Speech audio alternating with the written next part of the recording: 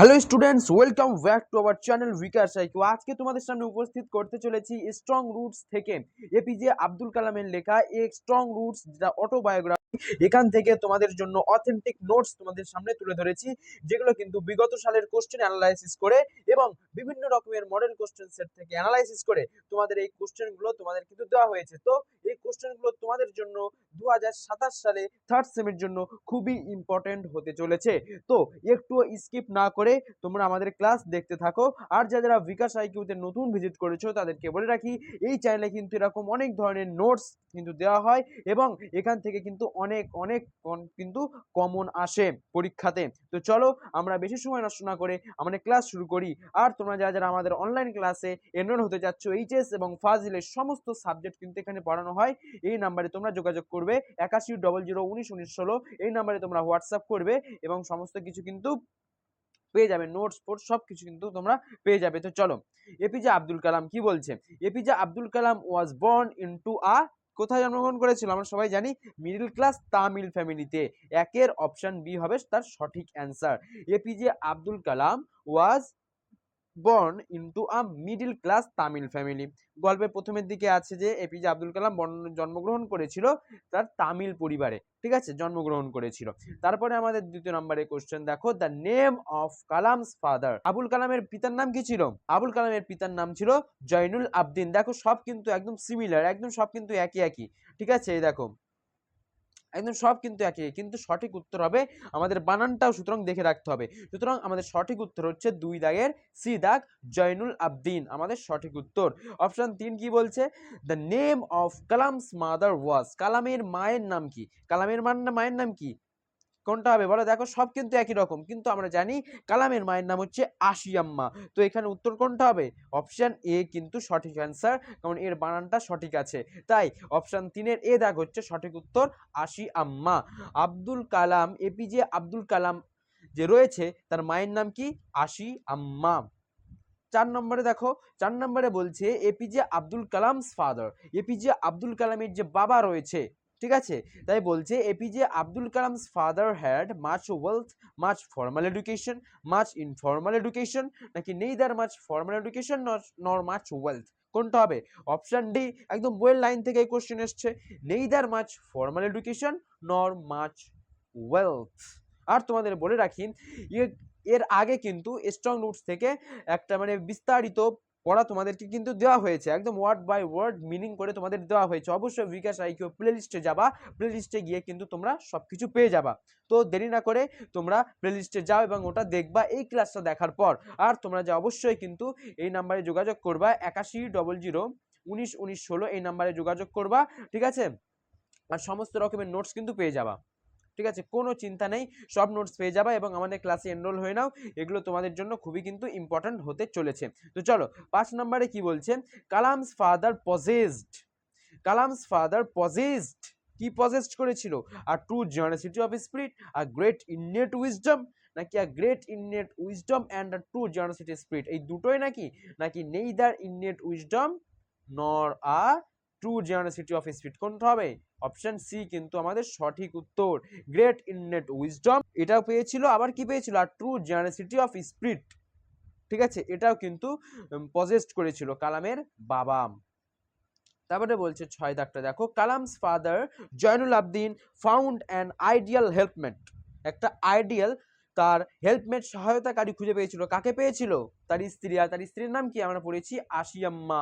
আশিয়াম্মা কিন্তু ছিল জয়নুল আবদিনের স্ত্রী এবং আমাদের এপিজে আব্দুল কালামের মাতা ছিল, মা ছিল আশিয়াম্মা, ঠিক আছে।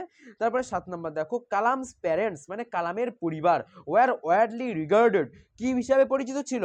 As an idol. Idol couple, idol মানে কি? আইডল মানে কিন্তু অলস, নাকি আইডিয়াল কাপল আদর্শ দম্পতি, নাকি গুড কাপল, নাকি অনেস্ট কাপল। দেখো সব কিন্তু প্রায় একই, আমাদের বইয়ের অপশন বইতে যেটা আছে সেটাই আমাদের দিতে হবে, আইডিয়াল কাপল, একটা আদর্শ দম্পতি হিসাবে ছিল।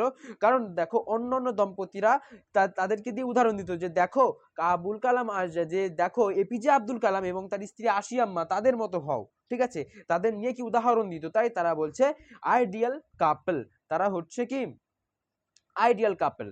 কারা কারা? জয়নুল আবদিন এবং আশিয়াম্মা, এপিজে আব্দুল কালামের পিতা এবং মাতা। 8 নম্বরে কি বলছে, the British bestowed one of Kalam's mother forebears the title, কি টাইটেল দিয়েছিল ব্রিটিশরা, বলো বলো। ব্রিটিশরা কালামের মায়ের যে ফরবিয়ার্স রয়েছে তাদেরকে একটা টাইটেল দিয়েছিল, কি টাইটেল দিয়েছিল বলো, এখানের মধ্যে কি টাইটেল দিয়েছিল এটা তোমরা কমেন্ট সেকশনে জানাবে। তারপরে কোশ্চেন যেটা আছে সেটা হচ্ছে Kalam's parents were, Kalam's parent কি ছিল, কালামের পরিবার কি ছিল। দেখেছো একদম কিন্তু মানে পাশাপাশি কিন্তু এগুলো দেওয়া রয়েছে। তো কালামস প্যারেন্টস ওয়ার রিগার্ডিং কারা ছিল, জয়নুল আবদিন অ্যান্ড আশিয়াম্মা ছিল। সে কোনটা উত্তর হবে বলো, এটা কিন্তু আমাদের সঠিক উত্তর হয়ে যাচ্ছে option C, Jainul Abdin and Ashiamma. Number 10 দেখো, strong roots, strong roots is and, এটা কি গল্পের, আমি এটা শুরু করার প্রথমেই বলেছি এটা কি বায়োগ্রাফি, শুধু বায়োগ্রাফি, স্টোরি নাকি অটোবায়োগ্রাফি, কি এটা হচ্ছে অপশন ডি, এটা হচ্ছে একটা autobiography. Strong roots is an autobiography. Kalam's parents were কি ছিল, কেমন ছিল তারা, টল অ্যান্ড ডার্ক ছিল, টল অ্যান্ড হ্যান্ডসাম ছিল, শর্ট অ্যান্ড ফ্যাট নাকি শর্ট অ্যান্ড হ্যান্ডসাম, কেমন ছিল, টল অ্যান্ড হ্যান্ডসাম, লম্বা ছিল এবং হ্যান্ডসাম দেখতে ছিল কালামের প্যারেন্টস। আর কালামের প্যারেন্টসকে জয়নুল আবদিন এবং আশি আম্মা। ঠিক আছে, তারপরে 12 নম্বর কোশ্চেন দেখো, ইন হিজ চাইল্ডহুড, তার ছোটবেলার সময়, in his childhood Kalam lived in their, কোথায় বসবাস করতো, কটেজ, নিউলি বিল্ড হাউস নাকি অ্যানসিয়েন্ট বিল্ডিং নাকি অ্যানসেস্ট্রাল হাউস। কালাম কিন্তু থাকতো তার পৈতৃক বাড়িতে, অ্যানসেস্ট্রাল হাউস। তো অপশন হয়ে যাবে 12 দাগের অপশন ডি হয়ে যাবে সঠিক অ্যান্সার। 13 দাগে কি বলছে, the ancestral house of Kalam ওয়াজ, কালামের যে পৈতৃক বাড়িটা ছিল, অ্যানসেস্ট্রাল হাউসটা ছিল, সেটা কি দিয়ে তৈরি ছিল, a fairly large পাক্কা house, a fairly large green house, a newly built small house নাকি a newly built wooden house। তো সঠিক উত্তর কোনটা হবে এটাও তোমরা কমেন্টে জানাবে। ঠিক আছে, আমি বলে দিচ্ছি এটা কিন্তু একটা হবে বড় একটা বাড়ি ছিল আর বড় বাড়িটা পাকা ছিল। এবার তোমরা উত্তরটা কমেন্ট সেকশনে দিয়ে দিবে। 14 দায় কি বলছে, the ancestral house of Kalam was built, কোন সময় বিল্ড হয়েছিল বা কোন সময় তৈরি হয়েছিল, in the beginning of the 19th century, in the middle of the 19th century, in the early 19th century নাকি in the late 19th century. দেখো সব কিন্তু একদম পুরো কাছাকাছি রয়েছে। ঠিক আছে, এটা তোমাদের ব্রেন গোলানোর জন্য দিয়েছি, কিন্তু আমি জানি তোমরা যারা বিকাশ আইকিউর স্টুডেন্ট আছো তোমাদের ব্রেন কখনো গোলাবে না। তো এর অপশনগুলো তোমরা, এর যে অ্যান্সার হবে সেটা কিন্তু তোমরা কমেন্ট সেকশনে জানিয়ে দেবে এবং সকলকে দেখিয়ে দেবে যে তোমরা কি পারো। ঠিক আছে, 14 দাগের অ্যান্সারটাও তোমরা কমেন্ট সেকশনে জানাবে। 15 দাগেরটা দেখো, the ancestral house of Kalam was made of, কি দিয়ে তৈরি ছিল, sand and brick, iron and wood, limestone and sand নাকি limestone and brick. Option D কিন্তু লাইমস্টোন, চুনা পাথর অ্যান্ড ব্রিক, এবং কি দিয়ে, ইট দিয়ে তৈরি ছিল। The ancestral house of Kalam was made of limestone and brick.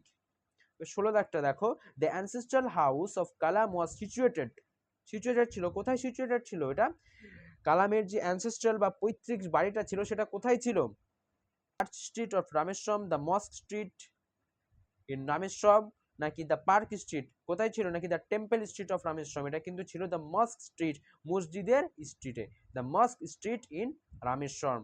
কোথায় ছিল, মস্ক স্ট্রিট ইন রামেশ্বরমে ছিল, কি ছিল না, দ্য অ্যানসেস্ট্রাল হাউস, কালামের পৈতৃক বাড়িটা ছিল। তারপরে বলছে 17 দাগে দেখো, Kalam's father use to avoid, Kalam's father কি করতেন, Kalam's father use to avoid all inessential comforts, all inessential comforts and luxuries. Option D কিন্তু এখানে সঠিক উত্তর, মডার্ন কমফোর্টস তো মোটেই নয়, এবারে এসেনশিয়াল কমফোর্টসও নয়, ইনএসেনশিয়াল কমফোর্টস, অপ্রয়োজনীয় যে আরামদায়ক সেগুলো তিনি কি করতেন, অ্যাভয়েড করতেন, অ্যান্ড লাক্সারিজ এবং লাক্সারি বিষয় তিনি অ্যাভয়েড করতেন। তারপরে যেটা আছে কি 18 দাগ, অ্যাকর্ডিং টু কালাম, কালামের মতে হিজ চাইল্ডহুড ওয়াজ, তার যে ছোটবেলার যে চাইল্ডহুড ছিল সেটা কেমন ছিল, very secure, very insecure, very uncertain নাকি ভেরি পেইনফুল, সেটা কিন্তু ছিল ভেরি সিকিউর ছিল। According to Kalam his childhood was very secure. 19 দাগে তারপরে দেখো তারপরের দাগটা কি বলছে, কালামস চাইল্ডহুড ওয়াজ সিকিউর ইমোশনালি, ম্যাটেরিয়ালি নাকি উভয় একসাথে নাকি নন অফ দিস, কোনটা হবে, অপশন সি কিন্তু আমাদের সঠিক উত্তর, ইমোশনালি অ্যান্ড ম্যাটেরিয়ালি। ঠিক আছে, কালামের চাইল্ডহুড কিন্তু এরকম সিকিউর ছিল। তারপরে 20 দাগ কি বলছে, 20 দাগ বলছে, Kalam's father provided all necessities for his family in terms of কি, food and medicine, only food নাকি ফুড অ্যান্ড ক্লদিং নাকি ফুড, মেডিসিন অর ক্লদিং, কোনটা হবে, Kalam's father provided all necessities for his family in terms of food and medicine, নাকি only food, নাকি food and clothing, নাকি food medicine or clothing, এর তিনটেই। Option D কিন্তু সঠিক উত্তর। যে প্রয়োজনীয় জিনিসগুলো দিত সেগুলো হচ্ছে ফুড, মেডিসিন এবং ক্লথিং বা জামা কাপড়। এই হচ্ছে তোমাদের কিছু ইম্পর্টেন্ট কোশ্চেন তোমাদের সামনে তুলে ধরা হয়েছে। ভবিষ্যতে কিন্তু আরও এই স্ট্রং নোটস থেকে আরও অনেক কোশ্চেন আসবে, তোমাদের প্রচুর পরিমাণে এমসিকিউ প্র্যাকটিস করতে হবে। তো সেই হিসেবে আমরা আরও অনেক কোশ্চেন তোমাদেরকে নিয়ে আসবো। চোখ রাখো বিকাশ আইকিউতে এবং আমাদের ক্লাসে এনরোল হয়ে নাও। আর ক্লাসে এনরোল হওয়ার জন্য এই নাম্বারে যোগাযোগ করো 8100191916। আর এখানে কিন্তু দেখো তোমরা এইচএস এবং ফাজিলের সমস্ত সাবজেক্ট আর প্রত্যেকটা সাবজেক্টের জন্য কিন্তু আলাদা আলাদা টিচার রয়েছে। সুতরাং তোমরা দেরি না করে, আর বেশি তোমাদের পরীক্ষারও দেরি নেই, আমাদের ক্লাসে এনরোল হয়ে নাও এবং ক্লাস করতে থাকো। তো চলো আজকের ক্লাস এই পর্যন্ত, দেখা হবে সামনের ক্লাসে। ধন্যবাদ।